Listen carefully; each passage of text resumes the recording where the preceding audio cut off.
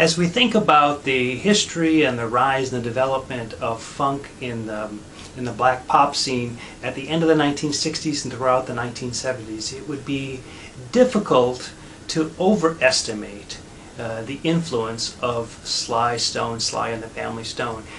His music at the end of the 60s into the 70s was tremendously influential, but in many ways Sly Stone was taking something that had already been done by artists in the 60s before him, most markedly James Brown, but also some of the Motown groups like the Temptations and the Memphis Soul group. So in many ways he was pulling that together into a different combination that still had a lot of the same kind of basic aesthetic elements. So when we listen to this song here from 1970s, Thank You for Letting Me Be Myself Again, we see again, like a James Brown tune, very much a groove-oriented tune. Once the groove is set up at the very beginning, especially depending on that bass lick. The bass lick that starts this really sort of drives the entire tune. You get an introduction of some 8 measures that really sort of set up the groove, and then after that, you get a simple verse-chorus form where really that bass line is there throughout the entire time. When it's missing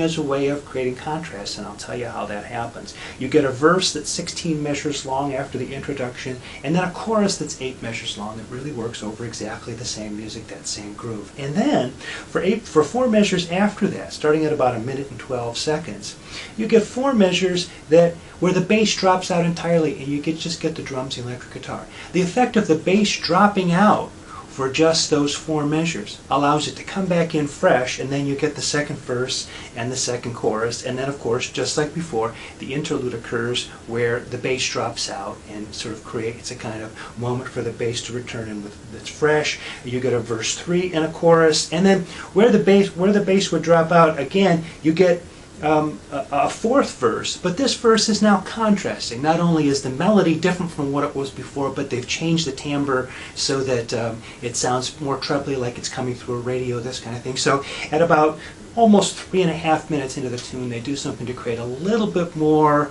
interest in the sound, to sort of keep the groove going, but keep the timbres and the things that are happening in the tune fresh and interesting.